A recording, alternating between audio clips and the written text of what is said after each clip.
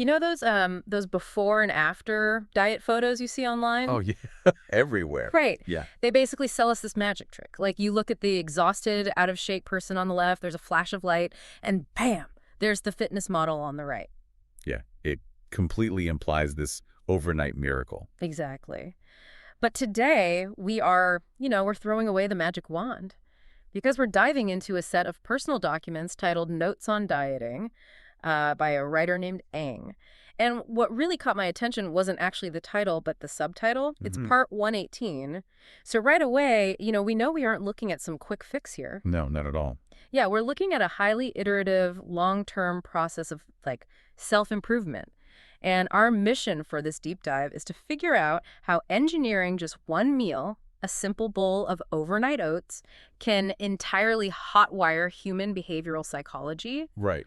and will completely defeat the junk food convenience trap. I mean, that number, part 118, that tells you right there that we're looking at the messy middle, not the illusion. Yeah. Because if you just read Ang's notes as, like, a literal recipe, you completely miss the underlying genius. Oh, for sure. We are analyzing a strategic framework today. Ang is actively building a system, to make healthy eating the default state by using these very deliberate incremental swaps. Right. It's basically engineering a whole lifestyle through a single bowl. Okay, let's unpack this because before we even get to the actual ingredients in that bowl, we need to look at the practical constraints that shaped it. Like, Aang doesn't just wake up and, hope to eat well. Right. Hope isn't a strategy. Exactly. The notes explicitly state that their meals are tweaked on a weekly basis based on 4 core factors, and 3 of them make immediate sense, right? Budget, availability, and personal preferences. Because, we all have to buy groceries, find what's actually in stock, and, eat food we don't hate. But the 4th factor is their sleep schedule. Yeah, and honestly, incorporating your sleep schedule into your diet plan is a profoundly self-aware strategy. It really is. It seems so disconnected at first glance, though. Like, if you're listening to this on your commute right now after getting, say, 4 hours of sleep, you probably know exactly what Aang means. Oh, absolutely. But it's so rare to see it written down as an actual dietary rule. Why is sleep such a vital variable here? Well, because exhaustion is essentially the enemy of intention.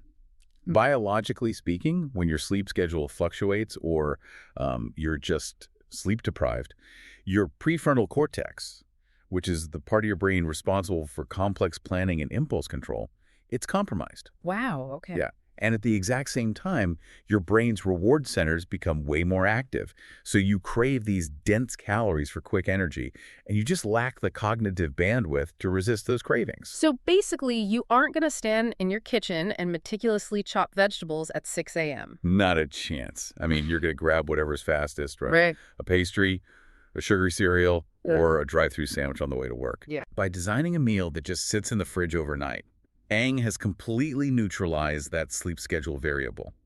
Whether they slept a full 8 hours or tossed and turned for 4, that first meal of the day requires absolutely 0 morning effort. It just bypasses the exhausted, impaired brain entirely. Exactly. It's defensively designed. Defensively designed. I love that. And that actually leads us to the foundation of the meal itself. Aang is very specific about the base. They mix rolled oats with low-fat milk and plain yogurt. But they make this pointed, almost aggressive rejection in the notes. Yeah. Yeah, they explicitly refuse to use instant or quick oats, dismissing them as, quote, basically just porridge. Which is such a great line. And that distinction is really the cornerstone of the entire strategy. I want to dig into that because earlier I was thinking about it like building a house, but really it's more like building a fire. Okay, I like where this is going. Right. So instant oats are like using crumpled newspaper to start a fire. It catches instantly, flares up incredibly fast, and then it just burns out in seconds, leaving you with absolutely nothing. Whereas rolled oats seem more like a thick oak log. Like it takes a little longer to get going, but it burns slowly and evenly all morning. Physiologically speaking, is that what's happening when we choose rolled oats over the instant stuff? What's fascinating here is that your analogy is highly accurate.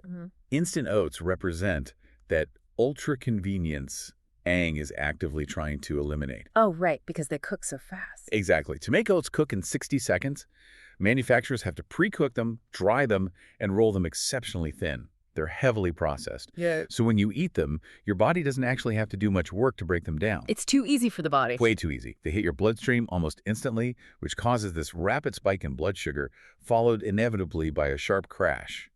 And that crash leaves you hungry and tired, like 2 hours later.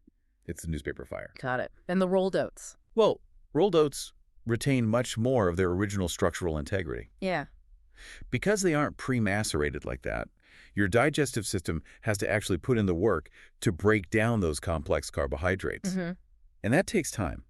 The digestion is slow, which means the glucose release into your bloodstream is just a slow, steady trickle. So you get sustained energy. Exactly. But because they are structurally intact, you can't just pour boiling water on them and eat them 3 minutes later. They demand a little bit of foresight. Right. Specifically, they require the time they spend soaking in that milk and plain yogurt overnight to soften up and become edible. So the ingredient itself physically forces a proactive behavior? Yeah. Like if you buy instant oats, you can just live in this reactive state, right? Just waiting until you're starving to make a choice. But the rolled oats force you to prepare before you are hungry. Exactly. The medium is the message here. Okay, so we have this slow-burning oak log of a foundation. But, I mean, there's a practical problem here. A bowl of plain rolled oats soaked in plain yogurt and milk sounds incredibly bland. It really does. Right. And if a diet is too boring or tastes like wet cardboard, people just quit. So how does Aang solve the flavor problem without ruining that nutritional foundation we just talked about? Well, this is where we see Aang's real skill with ingredient substitution. They don't just ignore the craving for sweetness or texture. They engineer a better way to satisfy it. Yeah, here's where it gets really interesting. Let's look at the toppings. They add chia seeds, pumpkin seeds, and almond seeds. But the part that really stood out to me is the sweetener. The raisins. Yes. Instead of dumping a spoonful of refined white sugar or syrup into the bowl, which is kind of the default human behavior when faced with plain oats, Sadly, yes. Aang uses raisins. It's a highly calculated move. But, I mean, sugar is sugar, right? Does swapping a spoonful of table sugar for a handful of raisins really make a biological difference? Or is it just like an illusion of eating healthier? Oh, it makes a significant biological difference. Wait, really? Yeah. Refined table sugar is basically empty calories stripped of all natural context. When it hits your stomach, there's absolutely nothing slowing it down, so it immediately triggers that insulin spike we just talked about. The newspaper fire again. Right. Raisins, however, are whole fruit. Yes, they contain concentrated fructose, which provides the sweetness Aang is craving. But that fructose is packaged inside cellular walls, and it comes bundled with dietary fiber. Okay, so the fiber acts as like a brake pedal. Precisely. Your body literally has to digest the fiber to get to the sugar. It blunts the glycemic response. So Aang gets the sweet flavor profile they want, but chemically, their body isn't going on a massive blood sugar roller coaster. That is so smart. And then we have the seed profile, right? Chia, pumpkin, and almond. It doesn't seem like they're just, emptying random pantry items into the bowl. No, it's a very intentional layering of nutrients. Chia seeds are fascinating, for example, because they're hydrophilic. Hydrophilic, meaning they absorb water. Exactly. They absorb liquid and create this gel-like consistency. Yeah. And this physically takes up space in your stomach, delaying gastric emptying, which keeps you full longer. Oh, wow. Yeah. And then pumpkin seeds provide a really dense hit of magnesium and zinc, which, going back to our earlier point, are crucial for sleep quality and immune function. That connects right back to the sleep constraint. And almond seeds bring in healthy monounsaturated fats. By combining them all, Aang is building this comprehensive nutritional profile that directly targets satiety. I track all of that, and it sounds incredibly optimized, but I have to admit, when I read the next part of the notes, I actually felt a bit disappointed. Oh, why is that? Well, Aang mentions that optionally, depending on the day, they will add an egg or 1 to 2 slices of whole wheat bread alongside the oats. Ah, right. And it almost makes the overnight oats seem like a failure to me. Like, if this bowl is so perfectly engineered with all the fibers and the fats and the complex carbs, why do you need a side dish? Doesn't that sort of defeat the purpose of a standalone super meal? That is a very common reaction when we've been conditioned by rigid diet culture. Is it? Oh, yeah. We want the one perfect rule. But diets fail exactly because they try to force static rules onto a dynamic human body. Aang isn't failing here. They're engaging in ultimate modular eating. Modular eating. Yeah.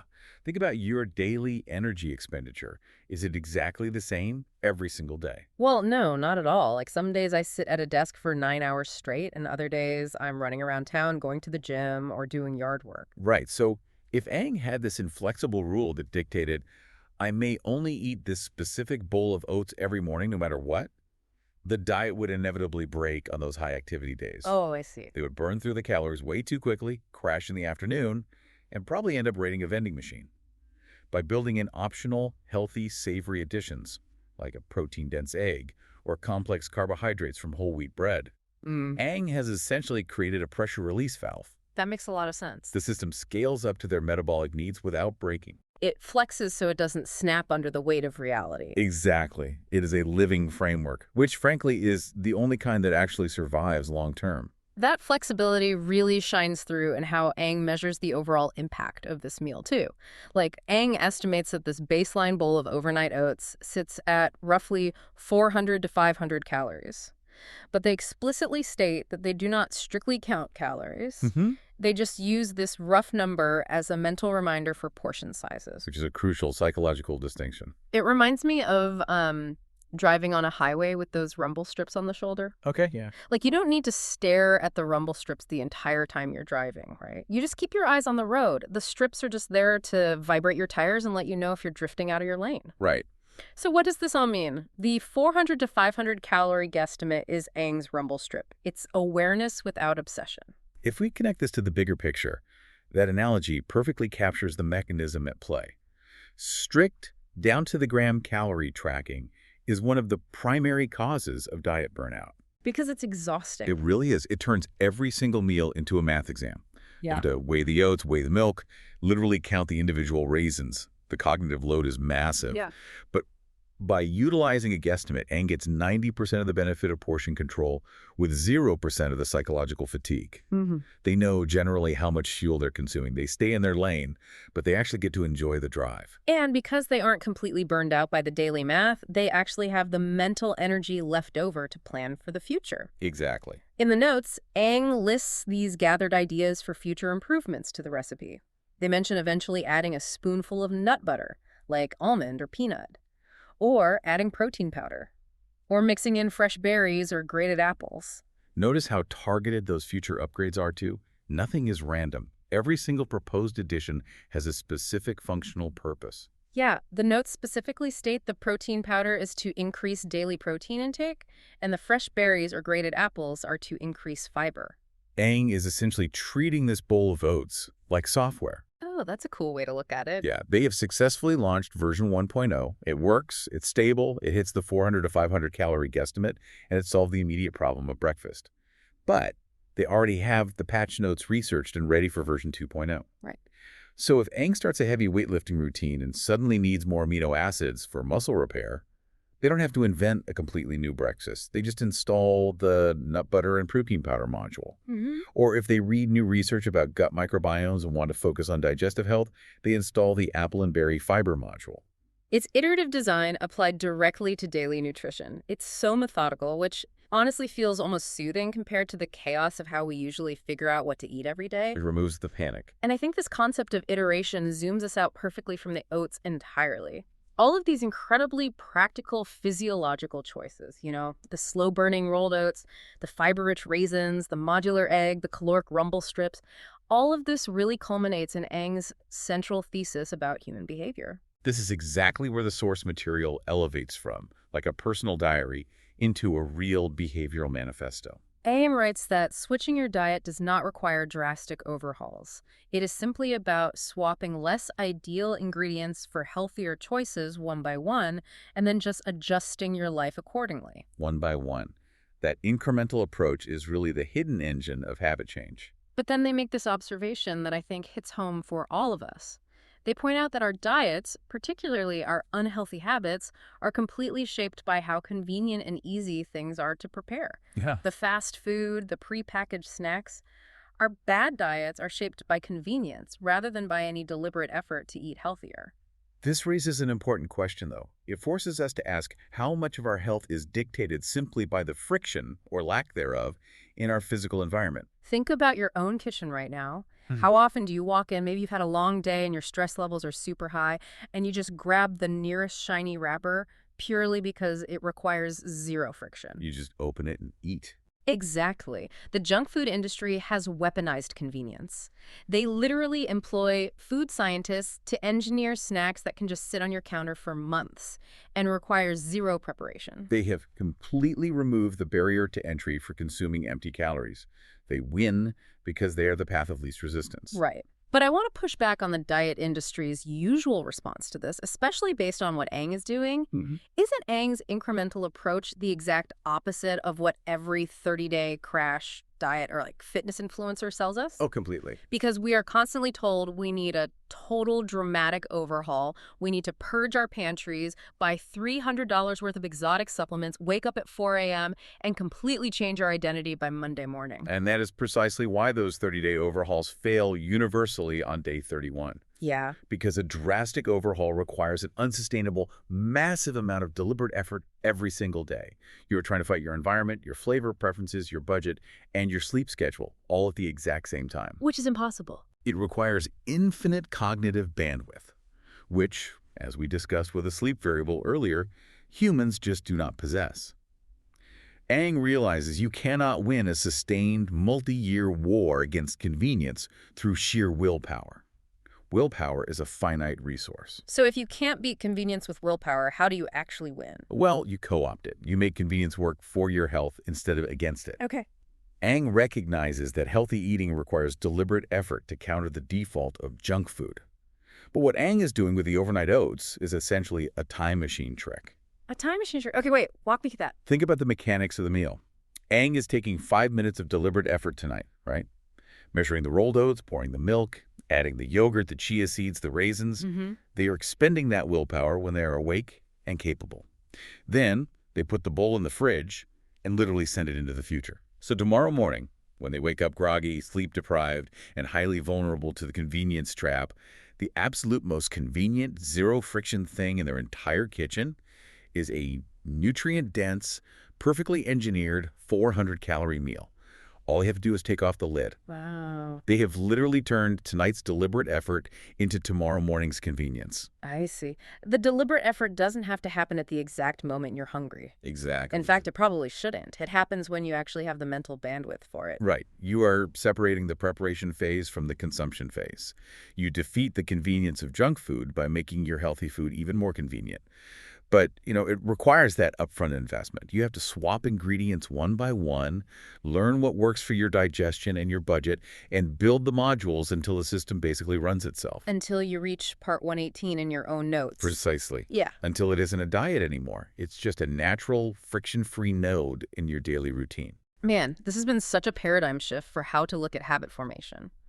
Let's briefly recap the journey we've been on with Aang's documents today, because it really is a blueprint anyone can use. Yeah, let's do it. We started by looking at the foundation, recognizing that a bad sleep schedule destroys willpower and rejecting the heavily processed, blood sugar spiking instant oats for those slow-burning, proactive rolled oats. And then we examined the art of the swap, utilizing the complex nature of raisins to bypass the insulin spike of refined sugars and deliberately layering chia, pumpkin, and almond seeds to delay digestion and promote satiety. Then we looked at the freedom of the caloric guesstimate, using that 400 to 500 calorie range as a mental rumble strip to maintain awareness, but without the exhausting cognitive load of strict calorie counting. And we saw the vital importance of modular flexibility, like adding an egg or wheat bread when your physical reality just demands more fuel. And ultimately, we unpacked Aang's core philosophy. The profound realization that defeating the junk food convenience trap does not require a miserable, exhausting lifestyle overhaul. It just requires using deliberate effort to send healthy choices into the future, making them the path of least resistance. It is an incredibly powerful framework. And circling back to how we started this whole conversation, we talked about how seductive that magic trick is, that instantaneous before and after photo that promises an overnight transformation without the grind. Right, the illusion of the sudden fix. But Aang's Part 118 proves that there is no flash of light. There is no magic wand. But what actually exists is so much better because it's sustainable. It's the quiet, steady power of just setting up your tomorrow a little bit better than your today. It's trading the newspaper fire for the oak log. The beauty of playing the long game. Absolutely. So we want to leave you with a final thought to ponder on your own today, building right off of Aang's time machine philosophy. If our worst dietary and behavioral habits are born purely out of a lack of friction, what is one instant or convenient choice in your daily routine right now that you could disrupt tonight with just 5 minutes of deliberate effort? That is a very powerful question to take into your evening. Until next time, keep digging deeper.